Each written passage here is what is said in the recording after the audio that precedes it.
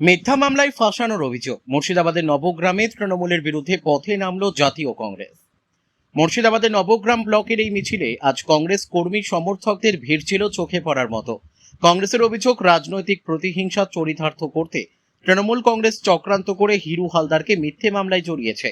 আজকের এই প্রতিবাদ মিছিলটি নবগ্রাম কংগ্রেস পার্টি অফিস থেকে শুরু হয়ে নবগ্রাম কালী মন্দির পর্যন্ত যায়। মিছিলে অংশগ্রহণকারী কর্মীরা তৃণমূল সরকারের বিরুদ্ধে স্লোগান দেন এবং অবিলম্বে হিরু হালদারের ওপর থেকে সমস্ত ভিত্তিহীন অভিযোগ প্রত্যাহারের দাবি জানান। দীর্ঘপথ পায়ে হেঁটে এই মিছিলে পা মেলান কয়েকশো কংগ্রেস কর্মী। মুর্শিদাবাদের নবগ্রাম থেকে জয়ন্ত রায়ের রিপোর্ট, বিগ নিউজ বাংলা।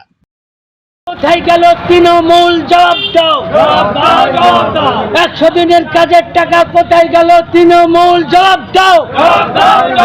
আর জবাব তোমায় দিতে হবে। বন্দে মাতরম।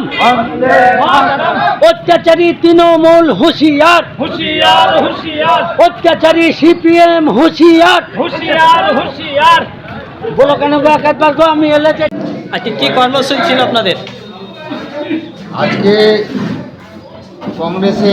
কংগ্রেস অফিস থেকে কালীতলা পর্যন্ত আমাদের মিছিল ছিল।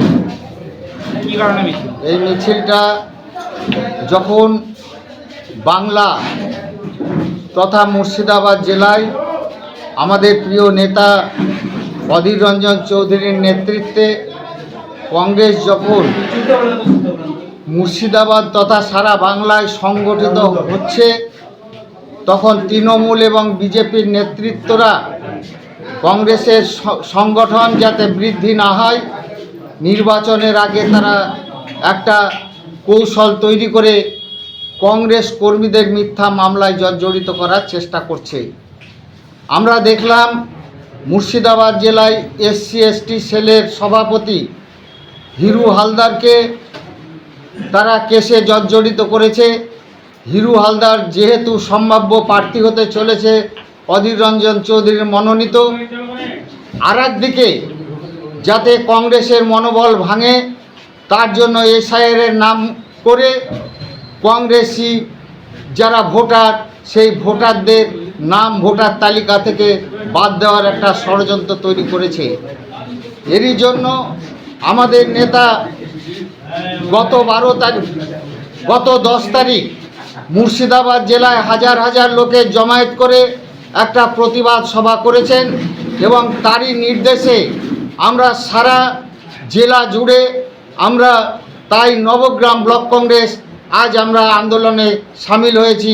যতদিন না এই কংগ্রেস কর্মীদের মিথ্যা মামলায় জর্জরিত করা থেকে অব্যাহত হবে, যতদিন না SIR নাম করে কংগ্রেসী ভোটারদের নাম নথিভুক্ত করার ব্যবস্থা না করবে, ততদিন আমাদের লড়াই চলবে।